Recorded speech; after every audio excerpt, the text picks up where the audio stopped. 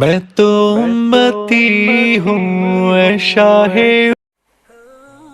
کیونکہ صحابہ کرام کی جو سب سے بڑی صفت تھی وہ یہی تھی کہ اللہ ان کو ہدایت دے دے، اللہ ان کو ہدایت دے دے.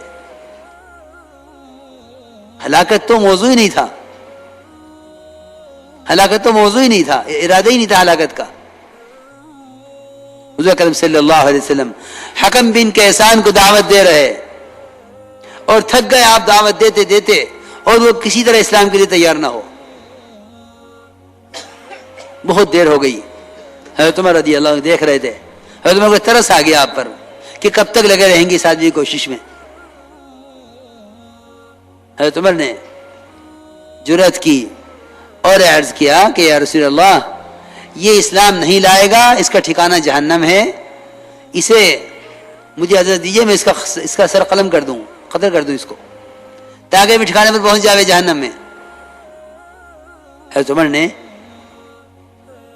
آپ نے حضرت عمر کی طرف کوئی التفات نہیں فرمایا، کوئی توجہ ہی نہیں کی ان کی بات کی طرف.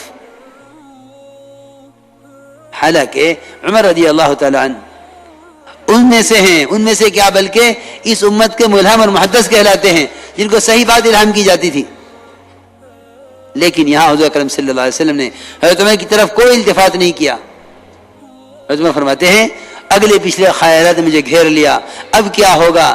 میں نے تو اللہ کے نبی صلی اللہ علیہ وسلم کی چاہت کے خلاف رائے دے دی ہے، آپ دعوت دینے میں لگے ہوئے ہیں اس کو، اور میں نے کہہ دیا کہ میں اس کو قتل کر دوں تاکہ جہنم اپنے ٹھکانے پر پہنچ جاوے. آپ صلی اللہ علیہ وسلم پھر دعوت دیتے رہے، پھر دعوت دیتے رہے، یہاں تک کہ حکم بن کیسان اسلام لے آئے. حضرت عمر فرماویں کہ میں تو بہت پریشان ہو گیا کہ اللہ کے نبی تو کیا چاہتے تھے اور کیا ہوا، اور میں کیا چاہ رہا تھا اور میرے چاہنے سے کیا ہوتا.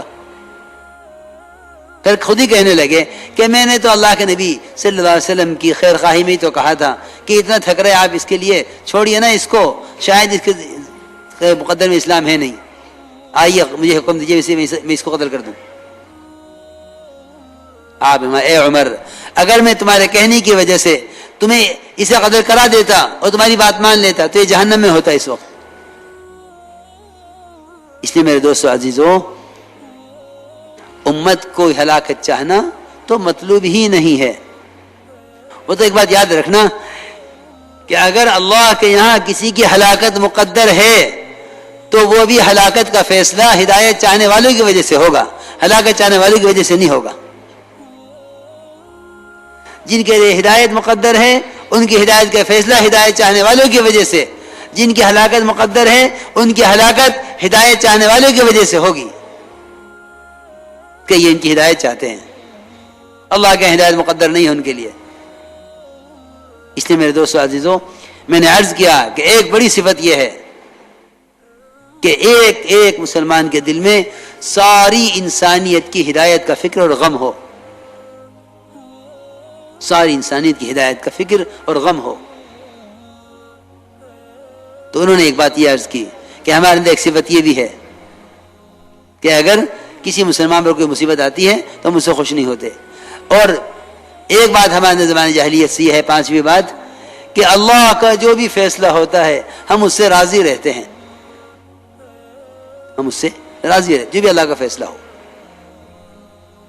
اب سنو آگے، آپ صلی اللہ علیہ وسلم نے ان 7 آدمیوں کے اندر یہ 15 خصلتیں جو انتہائی آسان اور سہل ہیں، یہ سن کر فرمایا کہ یہ فقہا ہیں، فقہا دین کی پوری سمجھ رکھنے والے، اور ادبا ہیں، ادبا تربیت یافتہ ہیں، باادب ہیں. اور آپ نے کیا فرمایا؟ آپ نے فرمایا اس کے ساتھ ساتھ کہ قریب تھے کہ یہ سب کے سب نبی ہو جاتے، قریب تھے کہ سب کے سب نبی ہو جاتے. اللہ اکبر. فقہا ادبا فرمایا کادوا ان یکونوا انبیاء، کہ قریب تھے کہ سب کے سب نبی ہو جاتے اپنی اعلیٰ خصلتوں کی وجہ سے. اس لیے میرے دوستو عزیزو، ایمان کا بول صرف نفیس بات نہیں ہے.